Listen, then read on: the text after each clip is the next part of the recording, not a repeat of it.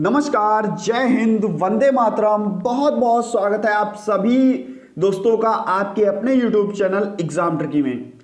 इस वीडियो में मैं बात करूंगा दिव्यांग छात्रों के लिए जो सुप्रीम कोर्ट का ऑर्डर आया है उस पर। दोस्तों, सुप्रीम कोर्ट का कहना है कि शैक्षिक सत्र 2020 जो ये 22-23 जो शुरू होगा उसमें शुरू होने से पहले ही भर्तियां कराई जाएं। साथ ही साथ केंद्र सरकार को यानी कि केंद्र को यह कहा गया है कि आप लोग तत्काल छात्र और शिक्षक का अनुपात तय करें कि कितने छात्र कितने शिक्षक होने चाहिए, यानी कि जो भी छात्र हैं उन पर कितने शिक्षक होने चाहिए। जैसा कि आप सभी को पता है प्राइमरी में और जो आरसीआई ने मानक निर्धारित करके रखा है, तो दोस्तों अब कहा गया है केंद्र सरकार से कि वो अपना मानक तय करे कि कितने छात्रों पर कितने शिक्षक होंगे। चलिए संपूर्ण जानकारी जान लेते हैं। एक केस चल रहा था सुप्रीम कोर्ट में और जिसका कल दोस्तों लगभग 100 पन्ने का एक ऑर्डर आया है। उस ऑर्डर में क्या कुछ कहा गया है देख लीजिए। दिव्यांगों के लिए कुशल गुरु नहीं, केंद्र तत्काल तय करे छात्र शिक्षक अनुपात। सुप्रीम कोर्ट सख्त, सामान्य स्कूलों के लिए भी बताने होंगे नियम। 22.5 लाख दिव्यांग बच्चों को पढ़ाने के लिए महज 28,535 विशेष शिक्षक। यहां पर आप देख रहे हैं दोस्तों, और कल का ऑर्डर जो है वो लगभग 100 पन्ने का था। तो देख लेते हैं यहां पर क्या कहा गया है। दिव्यांग बच्चों की शिक्षा व्यवस्था की बदहाली पर चिंता जाहिर करते हुए सुप्रीम कोर्ट सरकार ने विशेष स्कूलों में छात्र शिक्षक अनुपात मानक तत्काल तय करने के लिए अधिसूचना जारी करने के आदेश दिए हैं। साथ ही साथ शीर्ष अदालत ने कहा है कि देश में दिव्यांग बच्चों के लिए कुशल गुरुओं का अकाल है, यानी कि बहुत ही कम ऐसे शिक्षक हैं उन बच्चों को पढ़ाने के लिए जो दिव्यांग हैं।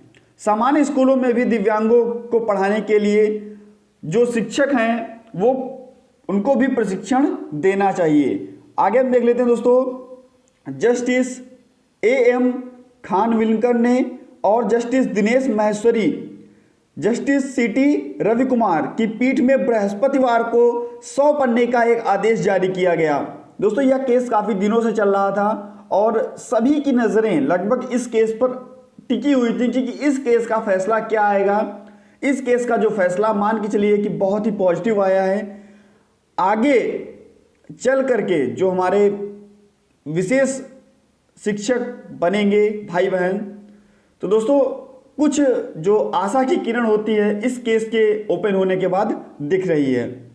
दोस्तों यहां पर देख लीजिए कि 100 पन्ने का आदेश जारी किया गया और कहा गया कि 2011 की जनगणना के मुताबिक 2.21% दिव्यांग है, जिसमें से भी 22.5 लाख बच्चे हैं। जबकि शिक्षा मंत्रालय की ओर से जुलाई में दिए गए आंकड़े के मुताबिक महज 4.33 लाख सामान्य शिक्षकों को इन्हें पढ़ाने के लिए जो है प्रशिक्षण दिया गया। लेकिन जो प्रशिक्षण एक विशेष शिक्षक के पास है 2 साल का प्रशिक्षण, वो भी विशेष योग्यता वाले बच्चों को पढ़ाने के लिए, क्या वो 3 महीने या 15 दिन की ट्रेनिंग में पूरा हो जाएगा? बिल्कुल नहीं। दोस्तों कह सकते हैं कि यहां पर विशेष जरूरत वाले बच्चों के लिए, इन बच्चों को पढ़ाने के लिए कुशल करें और शिक्षकों की संख्या महज 28,535 है। इस संकट का समाधान करने के लिए निकालना, इस संकट का मतलब ये जो संकट चल रहा है, जो बच्चे विद्यालय में हैं और उनको पढ़ाने के लिए शिक्षक नहीं है, विशेष शिक्षक नहीं है, तो इनके लिए सरकार विशेष स्कूलों में छात्र शिक्षक का अनुपात तय करे कि जैसे मान लीजिए आरसीआई ने एक शिक्षक पर 8 छात्रों को कहा है कि एक शिक्षक पत्र जो है वो 8 छात्र पढ़ा सकते हैं। अब केंद्र सरकार को तय करना है कि एक शिक्षक पर उसको कितने छात्र पढ़वाने हैं। तो दोस्तों साथ ही साथ यह कहा गया है कि दिव्यांगों को पढ़ाने के लिए विशेष प्रशिक्षण वाले डिप्लोमा की जरूरत बताने वाली याचिका पर सुनवाई कर रही थी और मामले में अब जब नेक्स्ट सुनवाई होगी, जब अगले मामले की सुनवाई होगी, वह मार्च के पहले सप्ताह में सुनवाई होगी। और ये सब जो भी शिक्षक छात्र अनुपात है, जितनी भी चीज़ें हैं वहाँ पर मांगी गई हैं, वो फरवरी तक केंद्र को देनी होगी सुप्रीम कोर्ट को। साथ ही साथ देख लीजिए किसको भी नोटिस जारी किया गया। तो नोटिस दोस्तों जारी किया गया दिव्यांगों के अधिकारिता विभाग को, सामाजिक न्याय एवं अधिकारिता मंत्रालय को और शिक्षा मंत्रालय के सचिव को, इनको भी साथ में नोटिस जारी किया गया है। ये भी अपना अपना पूरा का पूरा जो ब्यौरा होगा वो देंगे। साथ ही साथ कहा गया है कि राज्य आयुक्तों को जांच के निर्देश। पीठ ने दिव्यांगों के अधिकार अधिनियम 2016 यानी कि RPWD act, rights of person with disability act 2016 की धारा 79 के तहत नियुक्त राज्य आयुक्तों को स्वतः संज्ञान लेते हुए नियम अनुपालन की जांच करने के लिए संबंधित प्राधिकारों की जो जरूरी सुझाव है उसका निर्देश दिया है कि आप लोग भी जो भी इस पर सुझाव हैं वो दीजिए। और आरपीडब्ल्यूडी एक्ट सभी ने पढ़ा होगा, जितने भी वहाँ पर आप लोगों ने डिप्लोमा कर रखा है। तो दोस्तों वहाँ पर जो धारा है 79 उसके अंतर्गत इस बात को संज्ञान लेने की बात की गई है। अब आयुक्तों को फरवरी 2022 तक कोर्ट में अनुपालन रिपोर्ट सौंपनी होगी, यानी कि जो भी रिपोर्ट है वह 2022 फरवरी तक इनको सौंपनी होगी। 4 महीने का समय मान के चलिए है, नवंबर, दिसंबर, जनवरी, फरवरी। और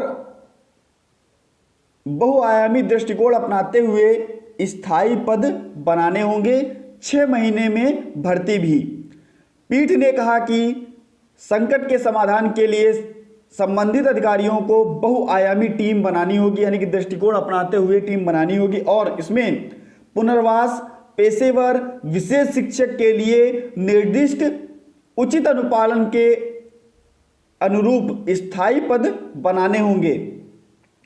भर्ती तुरंत जो भी सत्र स्टार्ट होगा, नया सत्र आएगा 2022-23 शुरू होने से पहले नियुक्तियां करनी होंगी। और पुनर्वास केंद्रों व प्रशिक्षण संस्थानों को भी भारतीय पुनर्वास परिषद के मानकों को पूरा करना होगा। तो इस प्रकार से जो है आपकी न्यूज़ थी आज की, काफ़ी अच्छी थी और इसीलिए आपको यह वीडियो दिखाई गई कि आप लोग भी अच्छे से तैयारी कर लीजिए। जो डिप्लोमा कर रहे हैं वो अपना डिप्लोमा अच्छे से पूरा कर लें। एक आशा की किरण जगी है और वैसे भी लगभग दिल्ली हुआ, राजस्थान हुआ और यूपी में ही वैकेंसीज जो आती थी वो नॉर्मल शिक्षकों के साथ में आती थी। अगर अलग से या किसी भी मानक को तय करके वैकेंसीज आएंगी तो दोस्तों सिलेक्शन विशेष शिक्षकों का ज़्यादा होगा।